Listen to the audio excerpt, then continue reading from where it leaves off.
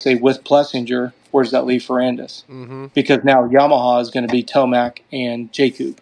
Well, let me throw you a curveball here. Have you heard anything about this Ducati team? Yep, I've heard some rumblings. Now, that's the big key play.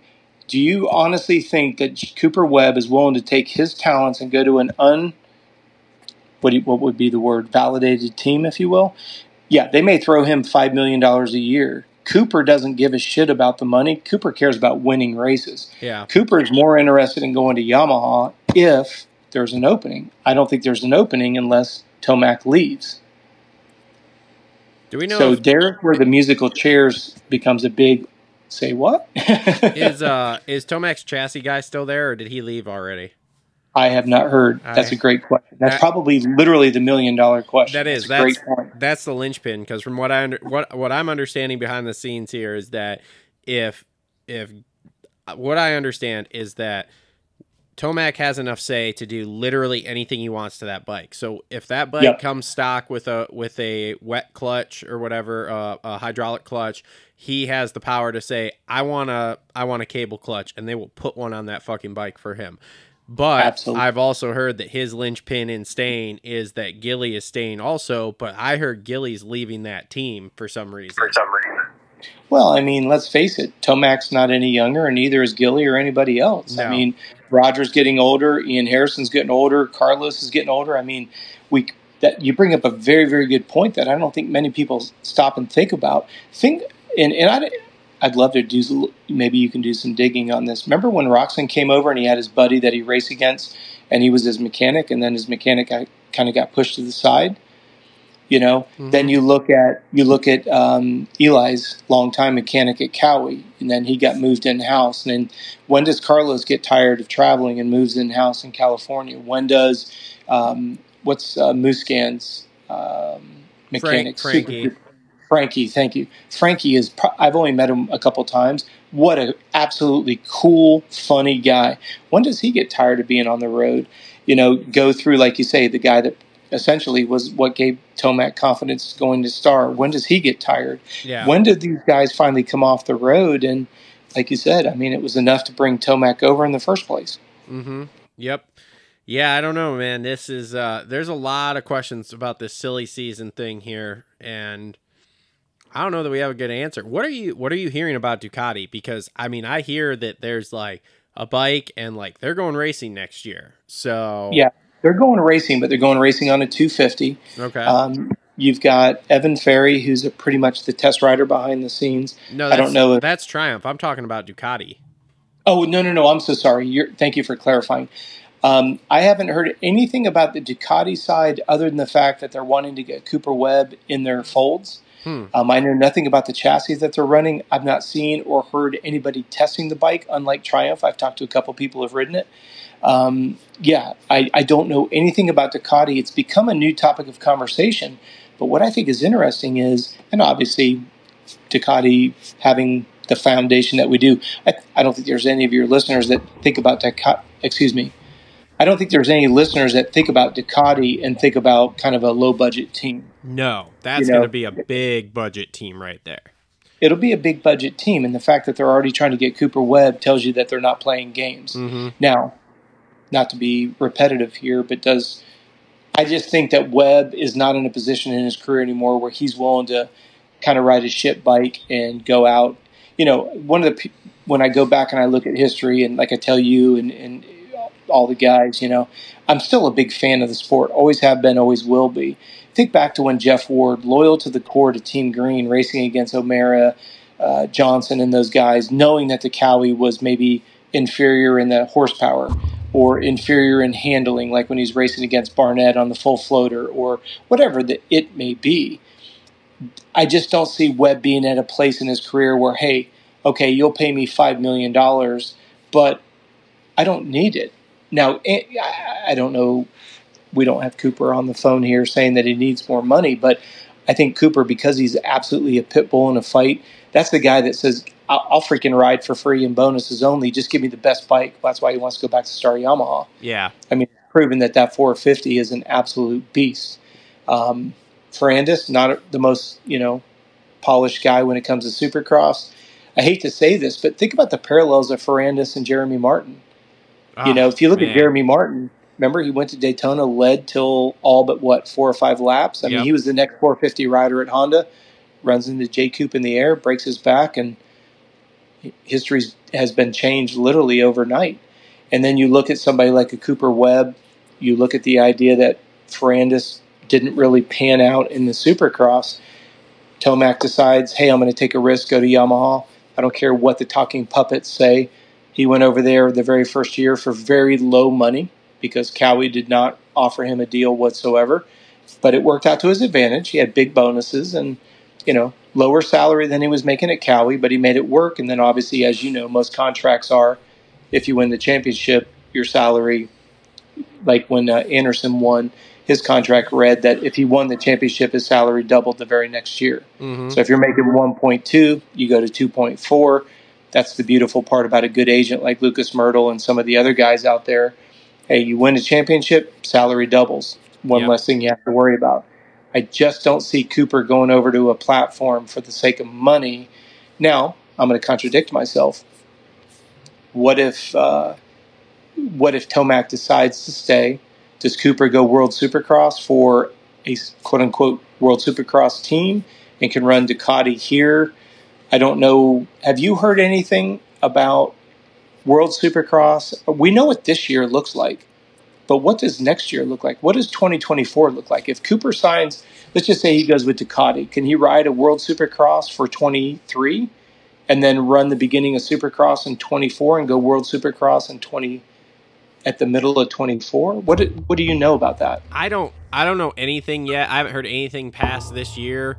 As far as that goes, and like I said, I just texted you the other day because I think it was on Pulp on Monday, like literally at the end, Steve just drops this little bomb of like, has anybody heard anything? I've been hearing some rumblings that Webb's gonna go World Supercross, which just blew my wig back because it's like all we've been hearing is, oh no, I'm gonna race Moto, I'm gonna race Moto, I'm gonna race outdoors because of this new whatever the hell the super duper motocross thing is here. Now all of a sudden everybody's going to race outdoors too because they want to get in it. But then it's like, okay, now I'm hearing this little rumbling here. And usually like Steve will hear stuff and he usually doesn't drop something out in public like that if he hasn't heard it from a decent source where there may be a kernel of like, yeah, this is real. So I don't know. I'm trying to, that was why you were the first person I hit up because I thought, well, Coach always hears these good rumblings here coming from the deep dark crevices of the moto industry. So like maybe Coach has heard something. And then when you were like, no, I haven't heard anything about it. I'm like, that makes things much more interesting of like, where is this coming from and what's happening with it?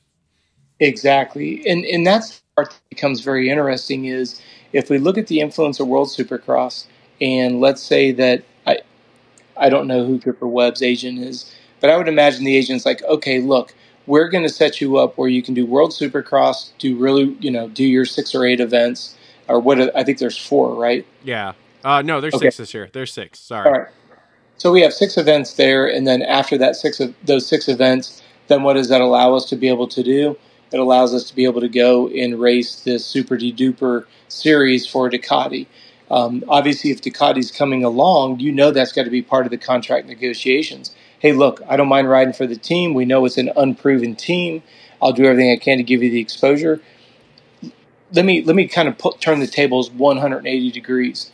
Let's say the Ducati thing doesn't come around whatsoever. What in the world is Cooper going to do over the next 2 years? Does he want to go to a team where he races for another 3 years? Is he looking for kind of a part-time program the way Stewart did, Supercross only, and then you start having more and more guys? Well, I guess we would start with McGrath and Stewart. Do we see him going to an abbreviated series? Who cares what the Super Duper series wants to do? That's what's going to be interesting is where do the pros want to go? Because the pros have the ultimate say, especially with the help of their agents. Yeah, I don't know. I have so many questions about this Ducati thing because, like you said, we haven't heard or seen literally anything, but all of a sudden this week, from everything I'm hearing, it's like a big deal and like a go thing. Like they're going to come out and race 450s next year, which is Yeah. just wild. If we haven't, I mean, the Triumph thing itself is wild enough because that's been, oh, we're going to have a team, we're going to have a team, we're going to have a team. And then there's just nothing. There's no bike. There's no real, I mean, they announced their test rider lineup, and I'm air quoting test riders of like Ivan Tedesco and who is the other person? One of the European guys. Yeah. And then, I don't know if you've seen this. There is like a flip phone video of the Euro guy, which I'm blanking his name. He's a popular Euro guy too, and I'm going to get comment down below if you guys have heard this. Okay. But there's like a flip phone video of him riding the bike. But I mean, Coach, we're talking 480p bright sunlight, can't really see anything because it's just pixelated video, but it's supposedly him riding this Triumph bike. And I'm just like, what are we doing here? I don't understand. So yeah, I think it's DeSalle, isn't it? Isn't it Clement DeSalle? Yeah, I think that's it, DeSalle. Yep. Okay, I apologize. It took me a moment. Yep. Well, here's the thing that's so crazy. Remember when AGR got started and they spent a couple of years getting kind of some second-tier riders? Again, no disrespect to those guys. Those guys are absolutely brilliant on a dirt bike. But they kind of built, and then all of a sudden they went ahead and jumped in with fill in the blank. Ultimately kind of, in my opinion, peaking out with a James Stewart. So when you look at the idea that is that what Ducati's going to do, is Webb going, hey, look, give it a year, you figure out, get the chassis down, I'll ride it, quote unquote, off the record, see if I like it. But I guess we come back to the $1 million question. Is Webb going to be forced to take that? Does he re-up at KTM for 1 year, lets them shake out the Ducati platform? To me, and again, this is absolutely based on no information other than my own armchair quarterback. If he doesn't go to Yamaha, he one-ups at KTM for 1 year, waits for the Ducati thing. Ducati's going to be surely on money. If Tomac does retire, he goes over to Star Yamaha. He's the monster. He's the big guy over, underneath the blue tent. They bring J. Coop underneath. That's going to be the pinnacle piece. And I know everybody's talking about Tomac's the last piece of the equation. However, what if it wouldn't be? I don't want to put words in anyone's mouth. In your opinion, would you be surprised if Yamaha ran a 3-person 450 team? No, not at all. I wouldn't. You know what I mean? So now we come back full circle and we go, okay, where does Plessinger go? Because he's getting replaced at KTM. That's a fact. Yeah, he's leaving. Where does Webb go if we have Sexton that comes over? He doesn't have to go anywhere, but we know his contract's up. I know that for a fact Sexton doesn't like to share the limelight with anybody. Yep. So let's say that let's just play complete devil's advocate. Let's say that Tomac shits the bed. Let's say Webb comes out, wins a championship. Well, contracts state, you win the championship, your contract's automatically renewed. Maybe the contract goes up 50% or even double, right? Yep. Where does that leave Sexton? Because Sexton left Honda to avoid the Jetson, and then the fact that Hunter's there now, he definitely wants nothing to do with Honda. Okay, that's pretty much a given deal. But now we get in behind the scenes. If Webb comes up and wraps this championship up, where do we go from here? Because Plessinger's out. We don't know where Ferrandis is going. We know J. Coop. I shouldn't say no, but if you look at the math behind the scenes, why would Star Yamaha spend the amount of money on a 250 rider to pay him not to race for 6 months? Yeah. Yep. That to me is a no-brainer. J. Coop has always done well for Star Yamaha. I never talked to Bobby Reagan about it, but I would assume Bobby's pretty happy with him because he's willing to pay him for essentially, what did he do, 3 450 races? 4? No, it has to be 3 or 4. 2 or 3. Yeah. Because we've only, what are we at, round number 8 or 9? No, we just did round 13. I apologize. Between the GNCC series and everything else, my numbers get confused. But the idea here is, what J. Coop do, 3, maybe 4? Yeah. So now you take it one step higher, and you're like, okay, well, now where does the musical chairs go? Honda, 450, we know what it is. We know Sexton to KTM, we know one of the 2 spots. Yamaha, I feel comfortable saying J. Coop goes to at least one of those 450 spots. Now, the $1 million push would be, what if Webb wants to come over to Star Yamaha and Tomac decides to come back? A, can they afford it? And where does that push J Coop? Yep. People aren't thinking about it. Because J Coop has to come out. He's officially pointed out. Yeah.